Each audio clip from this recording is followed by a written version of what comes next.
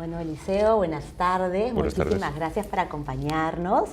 Bueno, te agradezco por estar aquí y poder compartir con todos nosotros, con la comunidad de la PUC, cuáles son estas nuevas tendencias, ¿no?, y desafíos en materia de sostenibilidad que deben enfrentar las empresas, ¿no?, a nivel mundial y tu opinión sobre los desafíos en América Latina.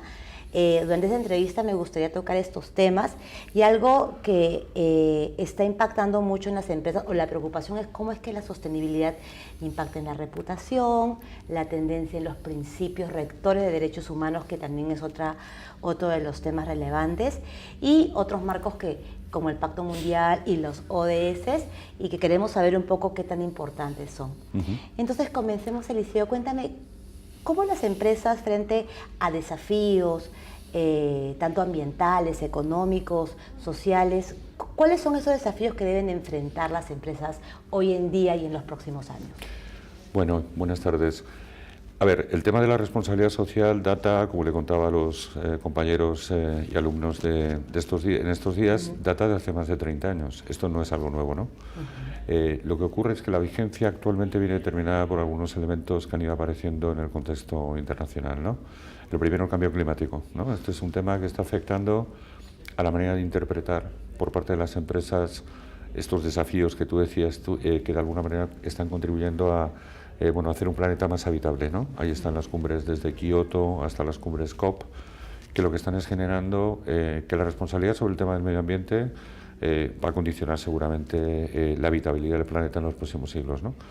Esto implica que las empresas están siendo conscientes que en sus políticas de sostenibilidad tienen que empezar a producir de manera diferente, ¿no? De una manera, como hoy se llama, la economía circular, una manera que permita reciclar, aprovechar al máximo los recursos naturales, utilizar menos fósiles, aprovechar renovables, en definitiva establecer un ciclo, digamos, productivo diferente al que hasta ahora venían desarrollando, ¿no?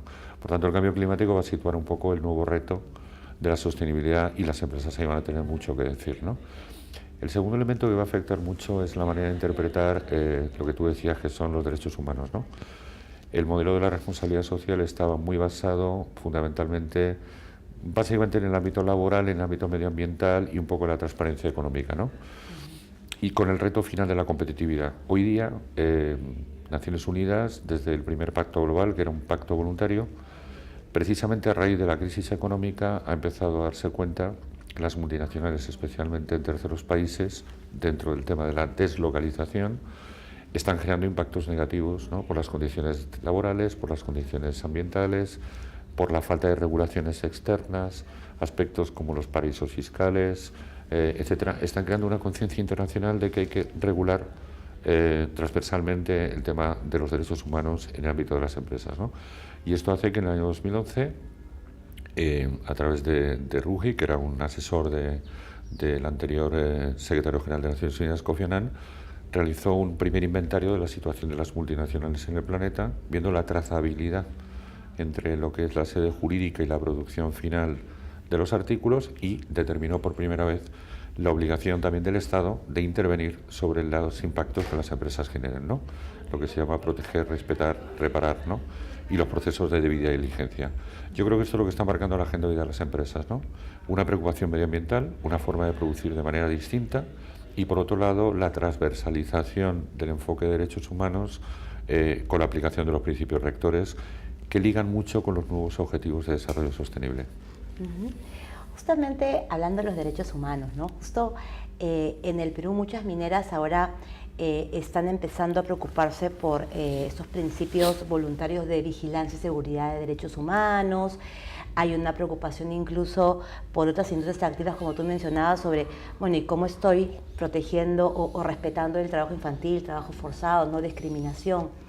Y en todos los estándares de derechos humanos está algo que tú mencionabas, el due diligence, ¿no? el cómo identificar cuáles son esos riesgos de derechos humanos, ¿no?, que estoy enfrentando como empresa. Y muchas empresas dicen, bueno, derechos humanos, ¿qué son? ¿Cuántos son? ¿Cuáles me involucran, ¿no? ¿Por qué el derecho a la salud tiene que estar relacionado conmigo? Yo solamente veo temas laborales, ¿no? Y hay una confusión. ¿Y cuál sería para ti la mejor forma de abordar una empresa y hacer este due diligence de derechos humanos? Bueno, la pregunta es buena porque los principios rectores marcan fundamentalmente como estos tres niveles, ¿no? La responsabilidad del Estado, la responsabilidad de las empresas y de alguna manera también el tratamiento que se tiene que dar a las víctimas producto de la reparación de los impactos que las empresas generan, ¿no? La industria extractiva, no solamente en Perú, pero muy especialmente en Perú, es uno de los sectores de mayor preocupación internacional, por varios elementos, ¿no? En primer lugar, la informalidad de la actividad artesanal, que es un tema que yo conozco muy bien, por una etapa en la que estuve en Naciones Unidas enfrentando una problemática como el trabajo infantil. Pero están las condiciones laborales, el trabajo minero a trabajo abierto, la cantidad de accidentes laborales que se producen, en el caso del oro, la contaminación por mercurio, el uso de la pólvora, la contaminación ambiental. Entonces, lo primero que hay que entender cuando hablamos de responsabilidad social es que en esta industria como en otras es fundamental aplicar políticas de formalización de la actividad, ¿no? La actividad tiene que ser formal. Si no está, primero, se escapa de los controles públicos. En segundo lugar, puede suponer explotación por parte de terceras empresas y además una invisibilización del problema, ¿no? Primero, formalización. Y después, para convencer a las empresas que una vez formalizada esta actividad tienen que aplicar enfoque de derechos humanos, un poco lo que la guía rectores te indica es: usted tiene que identificar las problemáticas en cuanto a salud, higiene en el trabajo, en cuanto a políticas de género, en cuanto a accesibilidad a sistemas básicos y de prestación de salud, en cuanto a aspectos que tienen que ver con la negociación colectiva y las condiciones laborales, aspectos de productividad, de fiscalidad, de impactos ambientales. Bueno, la guía refleja un poco el camino que la empresa tiene que hacer de autodiagnóstico, ¿no? Pero eso, como digo, sobre todo desde la óptica de que la empresa tiene que entender que tiene o va a tener la responsabilidad de pagar penalmente, económicamente, fiscalmente, por los impactos que su actividad genere en su entorno local, pero también en su entorno interno con respecto a sus stakeholders, a sus trabajadores, a sus clientes, etcétera, etcétera, ¿no? Y ahí es donde aparece una figura nueva, que es esta del compliance, de la que se está hablando mucho, que es la que está haciendo que las empresas estén tomando mayor atención sobre este enfoque, y es lo que se llama el cumplimiento penal normativo, ¿no? Y es decirle a la empresa: ojo, el Estado está haciendo reformas de extensión de la responsabilidad de las empresas hacia cualquier actividad que pueda desarrollar de manera negativa cualquiera de sus stakeholders, incluyendo sus empleados. Por tanto, usted tiene que desarrollar todo un programa de compliance interno que llegue a todos los trabajadores, a todos los empleados, a todos los directivos, a todos los accionistas, indicando aquellos elementos legales que usted tiene que cumplir en materia fiscal, en materia ambiental, en materia laboral, etcétera, etcétera, en materia de transparencia económica. Yo creo que derechos humanos y cumplimiento penal están haciendo que las empresas cada vez miren con más atención cómo se pueden blindar internamente teniendo un programa, porque si no están sometidos a una responsabilidad que les va a ir llegando poco a poco y que ya se está viendo también muy vinculada a los casos de corrupción, ¿no? Que es finalmente todo este es el tema que está levantando una reforma legal muy profunda en la mayoría de los países de América Latina. Gracias, Eliseo. En realidad el tema de compliance es un tema que me encantaría profundizar más, pero antes de entrar a ese tema, me fascina el conocimiento de derechos humanos que tienes y quería preguntarte algo que me he encontrado en algunas empresas. Por ejemplo, te dicen, los derechos humanos son irrenunciables, ¿verdad? Entonces, hay estos dilemas de las empresas. Te comento, por ejemplo, hay una empresa, aquí en nuestro país no hay límite de horas extras, ¿cierto? Yo si pudiese, podría trabajar 20 horas diarias, eso sí, me tienen que pagar mi sobretasa. Entonces, cuando tú vas a la empresa y le dices, bueno, pero tú estás poniendo en riesgo a ese trabajador al trabajar 14 horas diarias, porque es un derecho a la salud, ¿no es cierto? Un salud ocupacional, un derecho a la familia, porque pierde tiempo. Y lo que te dice la empresa es, bueno, pero si yo le quito, le digo, ok, le bajo las horas, esa persona va a recibir menos dinero.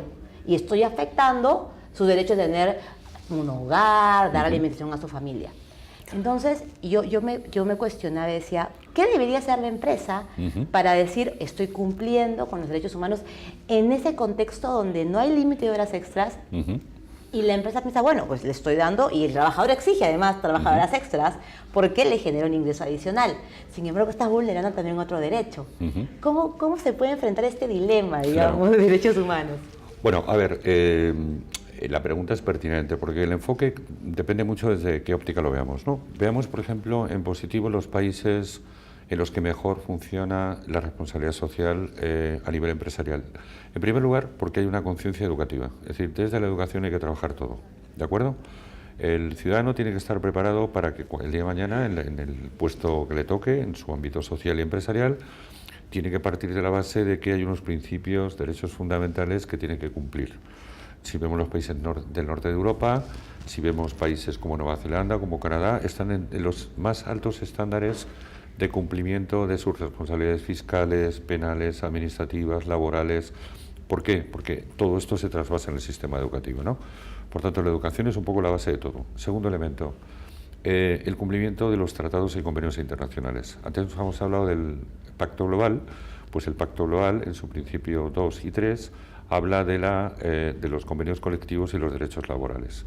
Esto en Europa se ha resuelto no con problemas a través de la negociación colectiva. Es decir, la negociación colectiva es lo que permite que el Estado lo que establece son unas líneas generales desde el punto de vista de la protección laboral, pero por gremios sean los sectores los que regulen todas estas situaciones que apuntas, ¿no? Cuántas horas se puede trabajar, cuántas horas puede tener un trabajador de máximo y de mínimo, cómo se regula de alguna manera toda esa relación entre trabajadores y empresas por sectores, ¿no? Esto normalmente se hace a través de negociaciones tripartitas, ¿no? Entre el Estado, Ministerio de Trabajo, las organizaciones de trabajadores y las empresas, a través de las confederaciones de empresarios. Y ahí se regulan los convenios colectivos por sectores, ¿no? Sector de comunicaciones, sector de automoción, sector empresarial, sector turístico, y las horas fluctúan entre 35 y 40 horas semanales. ¿De acuerdo? Una vez que se establecen los convenios colectivos, son de obligatorio cumplimiento por parte de las empresas. Y el Estado asegura ese cumplimiento a través de la inspección del trabajo, ¿no? Este es el modelo regulatorio de los países europeos en cuanto a los derechos laborales, ¿no? Si no hay ese modelo regulatorio, es muy difícil conciliar derechos humanos y productividad, ¿no? Porque entonces estamos estableciendo como una especie de modelo abierto, donde lo que se está estableciendo es un mínimo fijo y un variable, ¿no? Y el variable está en función de horas de trabajo. Esto tiene un efecto doblemente negativo. Primero, la imposibilidad de fiscalizar por parte del Estado las horas reales de trabajo. Y en segundo lugar, un problema que también puede afectar al empleo. Porque si tú vas cubriendo todo el espacio horario, con el mismo personal, estás evitando que otras personas entren dentro del ciclo de trabajo. Entonces, hay que establecer, yo creo, un equilibrio entre los convenios colectivos, la negociación colectiva, los empresarios, los trabajadores y la inspección laboral, para intentar crear un sistema en el cual las remuneraciones sean lo más justas posibles, que permitan un trabajo decente y digno, pero también, por otro lado, que sean en base a una calidad de vida razonablemente que hay que ir preservando, ¿no? Entiendo, Eliseo, entonces que en un escenario óptimo, tanto el actor Estado, empresa y sindicatos, digamos, organizaciones de trabajadores, son los que van a lograr un equilibrio y un óptimo respeto a derechos humanos. Así es. Y bajo esta afirmación, ¿cómo hacer para países en América Latina, bueno, en el Perú, por ejemplo, para fortalecer estas organizaciones de trabajadores que lamentablemente todavía por el sector privado no están bien vistas, ¿no? Y a veces es muy complicada las negociaciones o incluso puede existir cierta presión para que no se conformen. ¿Quién debería intervenir en fortalecer sindicatos? ¿El Estado o qué es lo que tú recomiendas en escenarios como el peruano? A ver, la Organización Internacional del Trabajo es la organización de Naciones Unidas más antigua, viene desde 1919 y tiene un carácter tripartito. Básicamente lo que ocurre es que toda esta dinámica que estás planteando de confrontación sociolaboral pues viene de principios, mediados del siglo pasado. O sea, esta organización nace porque fundamentalmente, digamos, ante los modelos de desarrollo industrial, empresarial a nivel global, se ve como necesaria la actuación de los tres actores que participan en los procesos de desarrollo económico, ¿no? Sindicatos, empleadores y trabajadores, ¿no? El Perú ha ratificado, que yo conozca, prácticamente todos los convenios internacionales en materia laboral, ¿no? Por tanto, el piso normativo existe en todos los países latinoamericanos. Lo que pasa es que yo siempre digo lo mismo, ¿no? Hay varios problemas estructurales en la región, ¿no? El primero es la informalidad económica. La informalidad, estamos hablando de una informalidad económica en la región que está cerca del 60% en promedio, ¿no? Entonces, es muy difícil regular condiciones laborales con un nivel de informalidad del 60%, ¿no? Estos son datos que tenemos que tomar en consideración. Yo creo que el gran reto para la región en las próximas décadas es cómo, primero, emerge toda esta informalidad hacia la formalización de la actividad económica, y en segundo lugar, cómo se crea una cultura del diálogo social. Esto es básico, partiendo de que cada actor tiene su papel, ¿no? Y eso encaja muy bien con la RSE, porque el empresario tiene que entender que la filosofía hoy día empresarial no está basada en la maximización económica de Friedman en los años 60, ¿de acuerdo? Que se ha creado un modelo también de economía social, que las sociedades hoy día reclaman otro modelo de empresas preocupadas en lo ambiental, que respeten los derechos laborales, los derechos humanos, las políticas de igualdad. Ese es el tipo de empresa que hoy día la sociedad va reclamando, ¿no? Por tanto, el empresario tiene que ir adaptándose a esas condiciones, ¿no?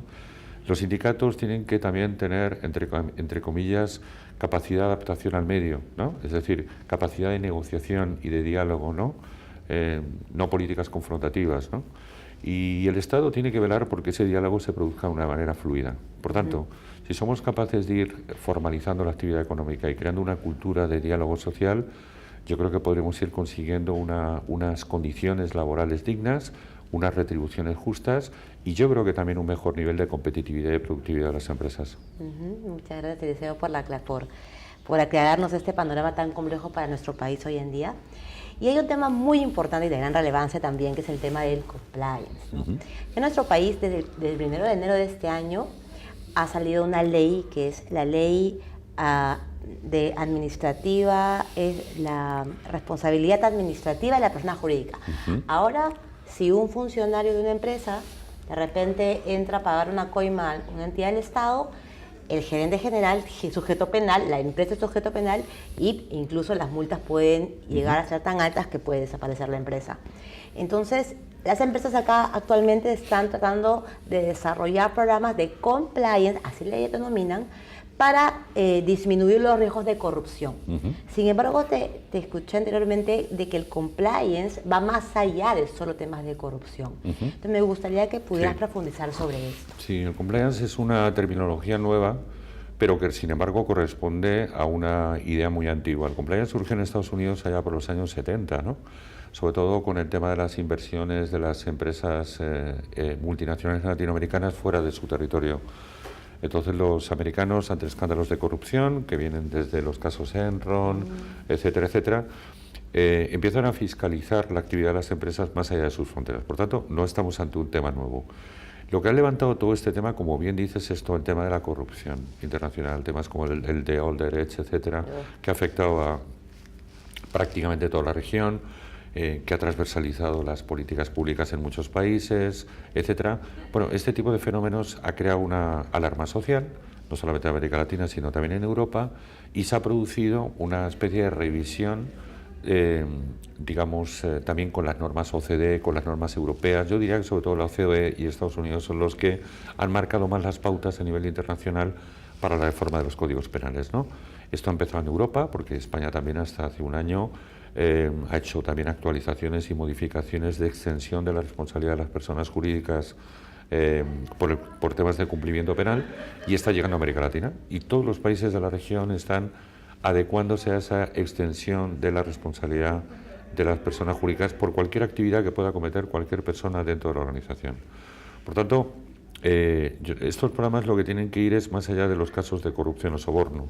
Afectan a temas, como hemos dicho anteriores, de blanqueo de capitales, afectan a temas que tienen que ver también con impactos fiscales, con temas medioambientales, con asuntos laborales. En definitiva, el compliance incluso está llegando a la aplicación y a la verificación de códigos de conducta, de políticas de RSE, es decir, está un poco cubriendo aspectos que van más allá de lo estrictamente relacionado con el tema de la... Hay en este momento, guías que orientan a las empresas para el desarrollo de programas amplios que puedan anticipar los impactos que sus actividades generan, ¿no? Que digo, no solamente son en el caso de corrupción, sino que tienen que ver con aspectos laborales, aspectos ambientales, aspectos de orden social, de orden fiscal, etcétera, etcétera. Estos programas en las empresas lo que de alguna manera te blindan como empresa ante la responsabilidad que un empleado o un individuo pueda generar por una actividad ilícita. Por tanto, es un elemento de prevención, ¿no? Yo creo que el Perú está avanzando en este tema. Sé que hay algunas normas que se están revisando, lo mismo que está todavía revisándose el Plan Nacional de Empresas y Derechos Humanos, que hay una idea de aprobarlo el año que viene, veremos, está en fase de discusión, de metodología, hay que ver qué temas entran ahí, temas como la minería están ahí dentro. Entonces yo creo que estamos en un momento en el que ante los impactos de la corrupción se está tomando, y eso es positivo, elementos de prevención por las empresas. Pero hay que formar mucho más a las entidades para que amplíen, digamos, los temas, no solamente a la corrupción, sino al resto de los temas que estamos hablando y sobre todo temas que tienen que ver con derechos humanos. Yo, Eliseo, estoy totalmente de acuerdo contigo y lo que sí creo y percibo en el Perú es que este enfoque preventivo, que debería ser lo óptimo, no está sucediendo y ahorita ha salido una ley y recién se están poniendo a ver el tema de compliance. Hay un tema muy fuerte que es el tema de derechos humanos y ahí empiezan a decir, ¿y ahora quién me va a auditar derechos humanos? Y se está empezando a conversar, ¿qué hago? ¿A quién se lo doy como responsable? Y algo que tú has dicho muy importante es que, digamos, el tema de compliance, que es un auditor con un equipo, debería tener más responsabilidades más allá que el tema de corrupción, el tema de ética y probablemente el tema de derechos humanos. Y quisiera terminar que nos digas cuál es el perfil del equipo de compliance o el del líder de compliance, ¿no? que deberíamos tener pensando en lo que se nos viene a futuro, ¿no? Bueno, el compliance académicamente es una materia que se está vinculando mucho al derecho penal, precisamente porque lo que se están haciendo son reformas del Código Penal para la extensión de la responsabilidad de las personas jurídicas, ¿no? Pero digamos ese es un poco el lazo, ¿no? el Código Penal. Pero desde mi punto de vista un programa de compliance en una empresa, sobre todo grande, tiene que tener un perfil, un equipo multidisciplinar. Es decir, es un ámbito de carácter normativo, pero de alguna manera cruza, estamos viendo políticas de responsabilidad social, políticas ambientales, políticas laborales de la empresa, políticas que tienen que ver con temas, digamos, de igualdad. Por tanto, yo creo que tiene que ser un perfil bastante multidisciplinar, ¿no? Normalmente está cayendo sobre los departamentos jurídicos, ¿no? Esta responsabilidad, que es una responsabilidad de hacer un programa transversal a la compañía y de formar a los empleados, porque no basta con tener el programa, sino tú tienes que demostrar que los empleados son conocedores, ¿de acuerdo?, de ese mismo programa, porque eso es lo que hace que la empresa prevenga una responsabilidad que le pueda venir porque un empleado entre en un ámbito de corrupción, pero también porque una empresa matriz, hay que llevarlo a cadena de valor, pueda generar un problema de contaminación ambiental, ¿no? Entonces se está extendiendo también a cadena de valor el programa. Esto va a obligar a las empresas a hacer un esfuerzo, como digo, formativo. Pero el perfil para mí es multidisciplinar, porque toca no solamente los ámbitos de penalidad económica, sino ámbitos que tienen que ver también con temas ambientales, con temas sociales, con temas laborales, etcétera, etcétera, ¿no? Y volvemos al gran reto, ¿no?, en la aplicación de estos programas, por ejemplo, de las pymes, ¿no?, que pasa lo mismo que en la RSE, ¿no? La RSE ha avanzado muchísimo en grandes empresas, pero no acaba de cuajar en pymes, ¿no? Con el compliance puede pasar lo mismo. El pequeño y mediano empresario bastante tiene con sobrevivir económicamente como para anticipar riesgos de su actividad. Pero es que si no incorporamos a las pymes se nos queda el 90% de las empresas fuera y el 50% de la generación del PIB de toda la región. Entonces, llegaríamos a una situación curiosa. Si el 60% es economía informal y del 40% restante el 50% es pyme, todas estas políticas que estamos trabajando lo estaríamos haciendo solamente para un 20% del sector económico, ¿no? Así que los dos grandes retos yo creo que en las próximas décadas van a ser formalización económica e integración de pymes en todas estas políticas de responsabilidad social, de cumplimientos normativos, y yo vuelvo a decir y terminar con este tema, todo empieza y pasa por la educación. Todo empieza por la educación. Muchísimas gracias, Eliseo. Realmente ha sido bastante ilustrativa tu explicación. Creo que es relevante para las empresas peruanas en este momento que están enfrentando desafíos de compliance, de derechos humanos, de formalización, porque a veces las empresas dicen, pero yo soy formal, pero tu cadena de valor, ¿qué tan formal es? Exacto. ¿No? Bueno, muchísimas gracias, a vosotros. Eliseo. Espero tenerte pronto nuevamente acá en Lima. Yo también lo espero. Muchas gracias. Gracias.